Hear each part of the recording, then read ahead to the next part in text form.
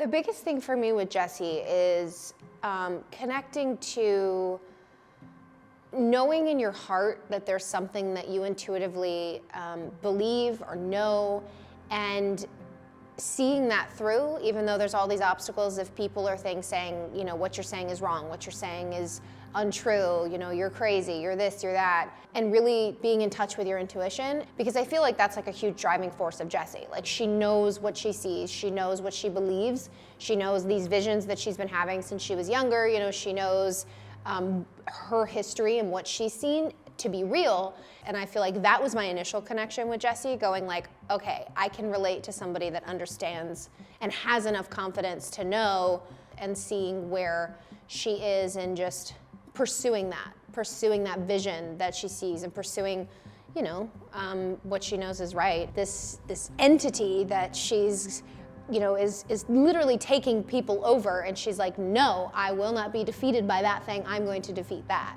And so it's been cool. Like, I really have fallen in love with Jessie a lot. I liked her from the beginning when I first heard who she was, but I feel like I'm falling in love with her more and more every single day.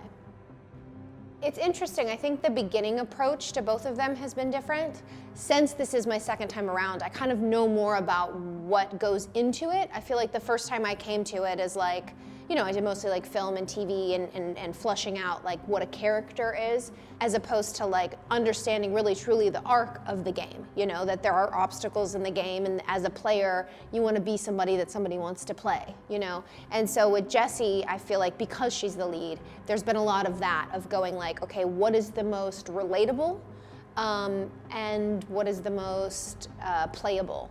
Because like I said, with Beth, I think it was, she is who she is by herself, she can stand alone, but who is she also in relation to Jack? And I feel like this is like, who is Jessie in relation to the world and to the oldest house? And so it's been fun. I've read a couple things, like she's not your like, you know, badass, but like she is in her own way. She's ruthless in the sense, in the pursuit of her dreams, but she's not ruthless in disregard to humanity. That's the biggest difference, is like, you know, I feel like being badass comes in a lot, you know, a plethora of ways. It's, you know, that confidence, and she has that, but her humility never strays too far from her. You know, like she's not too scared to point out the reality of the situation, which comes through in humor. You know, when people do things and she's like, you know, the things that most people probably wouldn't point out, she's like, really? Like, did no one else see that? Okay, cool. And so I think that that's what makes her human, because she's seen so much weird in her life.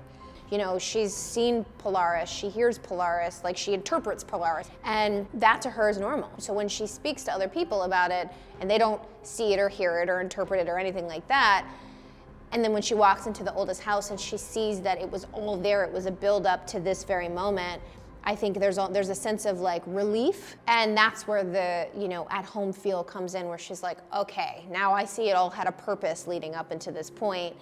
And so I think she embraces the weird even more, because there's weirder things that happen in this house than happened outside. And so I think that gives her the ability to kind of embrace this paranatural world that has all these twists and turns and, you know, weird objects of power that are like doing weird things and breaking things down, and it's like there's an excitement to it, because she's like, okay, I'm not crazy, this is cool, and also this is different, let's figure out how to solve it.